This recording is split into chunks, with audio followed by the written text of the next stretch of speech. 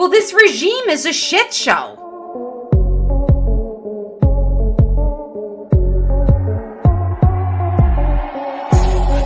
Keone, what were they thinking?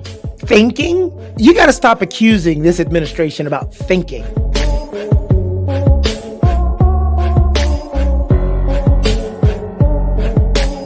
The amount of energy that it takes to be a racist is insane. It's too easy, Stacey. The only thing the internet asks you to be most times is don't be homophobic, don't be sexist, don't be racist.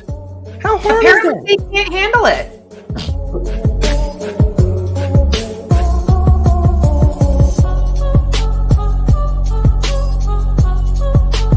Stacey, you got to pull, because I don't know what the hell Trump is doing. Pull a card, because we haven't done that yet.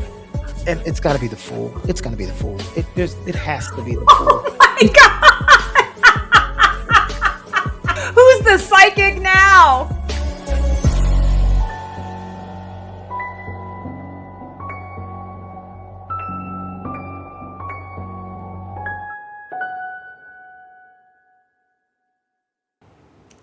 Hello all, Stacey the Blackfeather Intuitive, and welcome to another edition of Dear Democracy. And this one is the Exit Watch. Who is packing their desk next? And today we are going to be exploring, I'm just going to open my notes here. We are going to be exploring 5 of the multitude of individuals in the clown car that is the current regime.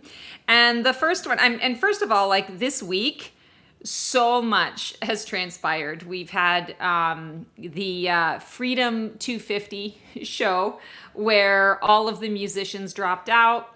The crowd sizes, it's actually been kind of funny to watch Fox News try to gaslight whoever's watching them, to let them know that, there are thousands of people and it's just this big green lawn. There's tens of people. It's not thousands of people. It's not even hundreds of people. It's tens of people. So, that's just been a highlight, I'll say, for Dear Democracy. It kind of makes me feel good to know that, the hold of this regime is waning, despite what they try to present. And they've gotten so desperate now that they're actually having to, tell us not to believe what we're seeing with our own eyes. I mean, they've been doing that all this time, but in a way that makes them look ridiculous. So it was delicious. I mean, we have to take pleasure in the small things, right? So a couple of repeats hit the list this week. We are starting today with Markwayne Mullin, who we have read on before. He is the Secretary of Homeland Security. And his issue right now has been birthright citizenship and immigration claims. So what's new this week? Following the Supreme Court's decision reaffirming birthright citizenship, I'm just going to say that was another big win, reaffirming, and we're going to talk about that a little bit later. Mullin publicly defended the administration's position and argued that birth tourism, particularly involving Chinese nationals, is a significant national security issue. Immigration attorneys and policy experts quickly challenged those claims, arguing that there is little evidence the problem is occurring on the scale Mullin described, and that existing immigration law already addresses much of the conduct that he referenced. That is compliments of the Daily Beast. I also want to say this, I have fur, because everything in my life is fur. With a lot of these rulings and things that they have done, there are a great number of Haitians. I think it's 350,000 Haitians that have been living here for almost 20 years under refugee status that are in danger of being deported under this new approach. So obviously, the story really isn't about birth tourism. It is about using national security to justify immigration policy, how public narratives are built after a major Supreme Court defeat, and whether evidence supports the rhetoric. So here are a couple of questions. What's the real agenda behind this push, and who's benefiting from it? So we have the Six of Torches, and in this deck, Six of Torches is the Six of Wands.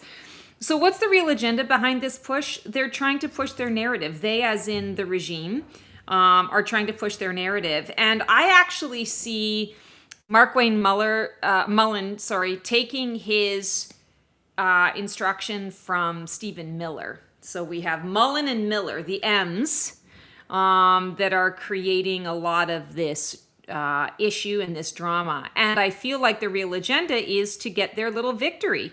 But I want to say this is small victories. This isn't big victories. This isn't the, yay, I've arrived and I can, enjoy the fruits of my labor. This is the false victory. And I feel who's benefiting from it? Of course, the racists, the MAGA movement and the racists who feel that this country needs to be primarily dominated by white male supremacists. I mean, that's just the way that it is. What part of the story isn't making it into the headlines? This one I'm just going to do psychically. So I feel like Trump thought that he had the Supreme Court in the bag on this one. I really do feel that he was shocked. I feel that Stephen Miller was shocked by this. I feel that they really had the impression that they had done enough work, on the dark side of the force to be able to make this ruling a shoo-in. And the fact that it wasn't, and the fact that even the ones that they have in the bag went against him as well, was very interesting. So when we talk about what part of the story isn't making it into the headlines, I'm really feeling here that some of the Supreme Court choices, and we're going to talk about this a little bit later on because I've got a question about the Supreme Court as well, but some of the choices that they've been making, they're now recognizing that they're going to basically rule themselves right out of their own power. And so I feel now what you're feeling or what we're witnessing happening is that the Supreme Court is trying to make choices that hang on to their own power, in amongst all of this so that they don't make themselves obsolete. And I do feel that Stephen Miller is in the background. I mean, this is about Markwayne Mullin, but I feel that Stephen Miller is in the background right now, stewing. He's hopping mad.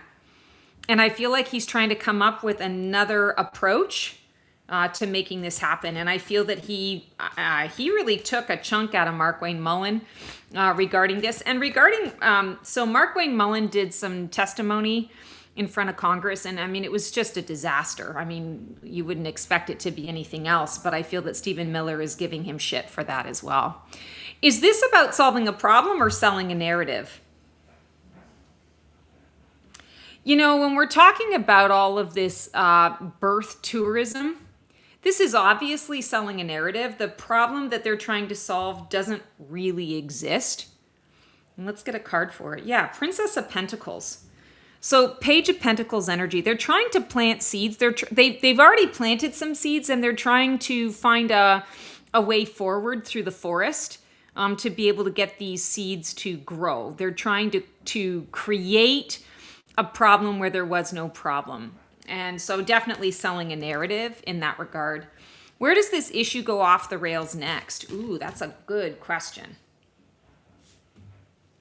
I pulled a card for it, but I don't want to look at it yet. I just want to do some spidey sense on this. Unfortunately, some people are going to be deported as a result of this. I want to say this sort of, what's going to happen is they can't go after birthright citizenship, citizens, who actually were born here. They're going to target now the people who are on paperwork who have not received their citizenship. They're also going after denaturalized. And we know that they have been, or naturalized citizenship, to denaturalize naturalized citizens.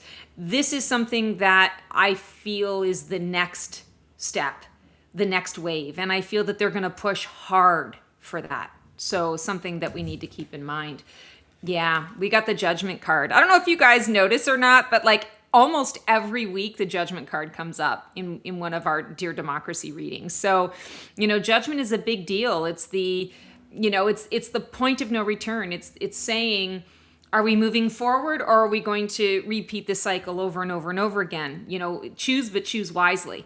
And that's what this judgment card is. So yeah, I'm feeling very much that there is going to be more judgment. And I do feel, I just got this now and I'm so relieved actually. I do feel that them going after naturalized citizens, it's going to be their next big push, but I don't feel that they're going to be completely successful.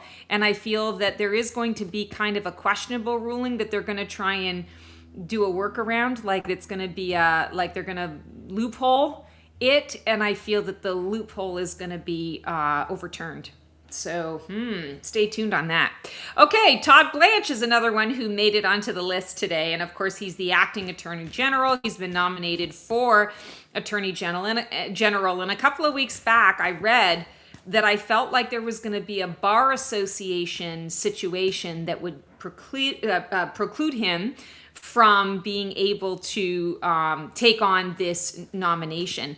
And I want to say I think it was a few days later after that particular reading, the bar, and I think it's 101 judges, signed a petition or suing him or whatever the legal terminology is to impeach him, to get him out so that he cannot participate in this way. And like I said before, you can't be the attorney general of the United States of America and not have a law license, So I see that continuing, and I see that what's happening right now with Todd Blanche is that he is being directed to push through every single thing he possibly can as an acting attorney general before he gets disbarred, before he gets removed. Now, of course, with him, the big issues are DOJ, Epstein questions, and confirmation scrutiny. So Blanche continues to face questions from lawmakers over the Department of Justice's handling of the Epstein investigation, while also moving through the nomination process to become Attorney General permanently. At a House hearing, Democrats challenged him over whether all relevant Epstein-related records had been produced and whether the DOJ was being sufficiently transparent. I just want to give a shout out to Katie Fang. If you are not already following her on YouTube, you need to follow her channel. She is a lawyer. She worked as a lawyer and she moved into journalism, a number of years ago, and she's been reporting on political stuff for a really long time. And she sued the government for this. She sued Todd Blanche, not the government, sorry. She sued Todd Blanche over the DOJ's poor handling and the lack of release of the Epstein files, and she won. So that was a huge win, a huge celebration. I just want to put that out there. So I think that's fantastic. So the question I have here is what's happening behind closed doors of the DOJ that the public isn't seeing yet. I'm seeing just a flurry and a scurry of panic. I'm seeing, again, as I kind of mentioned earlier with Todd Blanche, I see that his directive is to push through as much as he possibly can to just create as much chaos and deflection as possible, to put up as many roadblocks as he possibly can before he kind of gets kicked out the door. I do feel also that this situation with Katie Fang is going to get bigger than what it is right now. And I do feel that the DOJ is going to be forced to release some more documents. So don't be surprised if you see some documents being released within the next couple of weeks. But again, I feel that they're going to do the same bullshit that they did last time with a lot of redactions. And then they're going to say, oops, sorry, we need to do it again. So he's just kicking the can down the curb. The card that we got for this is the Ten of Swords. So this is the end of the road, I feel, for Todd Blanche. I feel that he's a dead man walking, politically speaking. For entertainment purposes only. This is a tarot reading and a psychic reading. Take what works for you, leave the rest behind. But I definitely feel that the end is near. The time is coming, and they all know it. They all feel it, and they're working. They're working to kick most of this stuff through to the best of their ability before he gets ousted. Who's feeling the most pressure and why? Well, I don't have to tell you that. I feel it's definitely Todd Blanche feeling the most pressure. And I feel like he's receiving a lot of pressure also from, it's interesting, Stephen Miller is coming up a lot today. So I feel that he's receiving a lot of pressure from Stephen Miller, but he's also receiving a lot of pressure from dear leader himself. And as a result of that, I feel Trump's panic around what is coming out or what can be forced to come out, and all of the things that had been sort of leaking out already, he's going into spin mode, desperation mode. He does not want this to be released at all. So I feel that Todd is feeling the pressure from a number of different places. Also, he's going to lose his law license, so he's feeling that pressure too. If the DOJ could talk, what would it tell us right now? Oh, another 10 of Pentacles. That they've come to the end of the road with what it is that they're doing, that the seeds that they have planted, some have come to fruition and some have not. That the legacy that they're trying to leave behind is going to be burned to the ground. And that things are not always what they seem. They're trying to, I keep seeing them trying to lay foundation. I talk about this a lot. Like, if you're in the middle of an earthquake, you're not thinking about laying foundation for a home. The earth is still shaking, and you would never want to lay cement during that time. And you wouldn't even want to lay cement right after the earthquake, because that, there are going to be aftershocks. And so I feel like the DOJ is just trying to lay foundation after foundation after foundation on top of. And it's making everything, it's like a house of cards. It's making everything scattered. So if the DOJ could talk, what it would tell us right now is the end is near.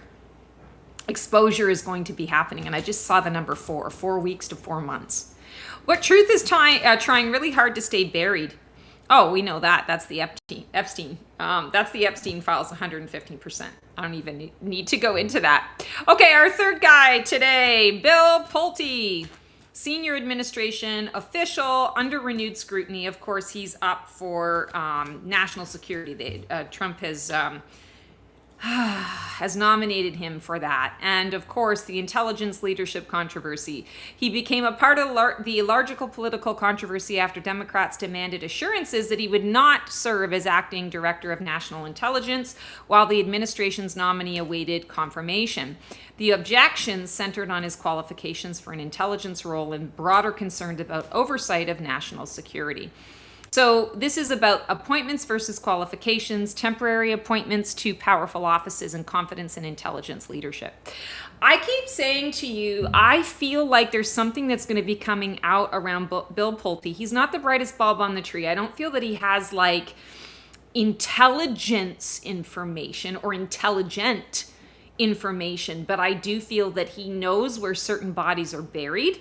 And I feel that he is also, I don't know if he is in the Epstein files or not, but he strikes me as the type of individual who would also run with that type of crowd, that I do something bad and you do something bad. We have that on each other, so therefore we're never going to give each other up because it would take us both down at the same time. I feel a lot of that energy with him. So is he being positioned for something bigger than we're being told? I feel that Trump wanted him in this position because he wanted him to be a go-between for he and Putin. I keep also hearing he wants some kind of and I feel like Putin didn't like him. So I feel like that created an extra kind of hurdle for Trump and the regime. He wasn't expecting that. He thought, Putin would be fine with that, but Putin wasn't. So I feel like that's why he's kind of backed off a little bit. It's not so much about the resistance that the Democrats have given as much as it's, I guess I chose the wrong go-between. He's trying to find a way to make Bill Pulte shift into a different direction. I keep seeing connected to Pete Hegseth and what Hegseth is doing with the Iran war and all of that kind of stuff. So I'm going to say, yeah, I do believe he's being positioned for something bigger. And he's got the hanged one here. So he's in a holding pattern right now, waiting for that opportunity to show up. So I feel like the future isn't set in stone, but yes, there are bigger plans. What's the real reason that this nomination has people so worked up? Well, first of all, he doesn't know anything about national security at all. Like literally nothing. He has zero qualification. And when you put someone in a national security situation, they're in charge of all the spies. They're in charge of all the secrets. They're in charge of, espionage and what is this country doing? What is that country doing? And all that kind of stuff. It can really set us up we're already in a precarious situation, but it's really going to set us up in a really bad way. We got the Three of Torches or the Three of Wands. This is a card of expansion. And I feel like that's exactly what's going to happen is there's an expansion. It's like Trump is looking to take over his portion of the world. He wants to share it with the other three, sort of fascist dictator leaders, whatever, however you want to call that. And I feel like the real reason this nomination has people so worked up is that Bill Pulte is just a puppet, and people realize that. You don't have any skill or ability, which means you're shadow. And others are actually making the decisions on your behalf, and you're just the puppet. You're just the mouthpiece. I feel that in a really big way. All right, let's move on to, so this isn't a person per se. This is the Supreme Court. So we're going to do a little institutional flashpoint here. Birthright, citizenship, and transgender athlete rulings. So the Supreme Court delivered two of the term's biggest decisions. It struck down the administration's attempt to end birthright citizenship through executive action, reaffirming the 14th Amendment, yay for us. It upheld state laws in Idaho and West Virginia restricting transgender girls and women from participating in female sports, a major victory for conservative states. Devastated by this, especially because there's like 1% of the population that identifies, maybe even less than that identifies as transgender, and they're just targeting them. It's the smoke and mirrors thing, and it's so unfortunate. Now, these rulings are about much more than the individual cases, obviously. They speak to constitutional limits on executive power, the future of civil rights litigation, and the balance between federal authority and state policymaking. So which ruling will we still be talking about 5 years from now, and why? Oh, interesting. Four of Swords. This definitely, I feel, is we are still going to be talking about the transgender situation. But in 5 years from now, I feel like the conversation will have switched. And it won't be about this still being, against the law or against the law of the land. But it'll be more about how can we be more inclusive. I feel that this is an invitation to turn it around. Four of Swords is like that card of truce, rest. Taking a bit of a break to recoup and to decide what the next steps are. And I feel that it's going to be the transgender. This birthright citizenship nonsense, I feel they're going to try, one or two more kicks at the can, but I feel that it's going to be unsuccessful. And so I'm feeling that won't be an issue 5 years from now. What's the ripple effect nobody sees coming? So I already talked a little bit about the birthright citizenship, that I feel that they're going to go after naturalized citizens, and they're going to go after documented people. So people with documentation, people with green cards, but not people who have citizenship. That's going to be their next approach. That's going to be their next big, sort of ripple in the pond of the United States of America. In terms of the transgender,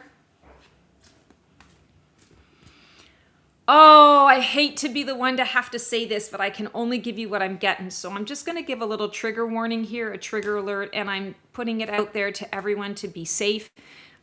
We need to be allies of the transgender community, the LGBTQ community. I see some pretty radical, pretty intensive violence against a public transgender figure. I feel that it's going to be considered a hate crime, but it's also going to be considered a bit of political violence.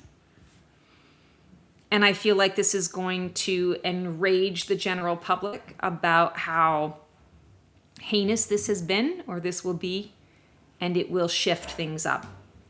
I hate to report on that. I hate to share that, not report on that. I hate to share that. I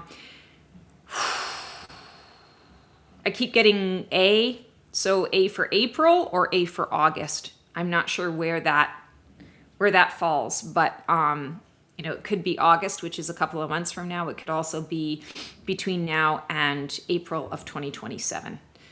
So let's stand up and be protectors. You want to be able to stand on the right side of history with this. Okay. The fifth one that made our list this week is dear leader himself. And you guys know I hate saying his name, but here we are, Donald Trump. Flashpoint. So this is in response to the Supreme Court defeat. And by the way, it was delicious watching him go all, dementia riddled over the fact that nobody is showing up to his his festival and his state fair and his concerts and his whatever. People were walking out of his speech in droves during the opening night of the event, the state fair, and it was just delicious, not gonna lie. So after the court ruled against his executive order on birthright citizenship, Trump announced he would seek to end birthright citizenship through congressional action instead of executive action. At the same time, new financial disclosures have renewed attention on the scale of his cryptocurrency-related earnings and business interests. He's been running from this shit for a while now. The press keeps pushing on this, and he just goes, to his jet and his ballroom and his fucking arch and all of these things. So I feel when I tap into his energy, he's scared, like genuinely scared. And at the same time, he's also really losing his grip on reality, in and out of reality. So sometimes he can't tell what is real and what is not. And I feel that the people around him don't tell him the truth either. So he's just, I feel no compassion for this man at all, but, he's getting it from all sides right now. And, the house of cards is going to tumble down. It's just a matter of when. I feel that is coming. So what's the end game for him here? What is the end game when we're talking about the Supreme Court defeat and, all of his stupid tweets? It's like pages and pages of tweets when he goes on and on and on and on in his posts about all this bullshit. What's the end game here? The end game is we're watching a person going mad in real time, losing his mind. Maybe it's just already gone in real time. And I feel that the end game here is that he's going to do something in public that they're not going to be able to hide or cover up or undo. And they're going to have no choice but to take action to either remove him from office or, for health reasons, or there's going to be something that happens health related that they're not going to be able to cover up, that everybody's going to see and witness. Interesting. Another wand, Prince of Torches. So this is the Knight of Wands. And I feel when we talk about the end game here, the Knight of Wands is an interesting card to get because there's a lot of impulsivity, charging forward, charging with anger. And I feel like that's what we're getting more and more readily from Dear Leader is his anger. We're getting his anger, his rage. He's starting to be told no now. He doesn't like that. He's not used to it. He's not used to not getting his own way. He's always used to people jumping to his tune. And now that there are some people who are not doing that, and it's increasing. It's slow, but it's slow and steady now. We're going to see more of that. He's going to blow his stack. And that's what I feel this Knight of Wands is. He wants to light the whole fucking world on fire.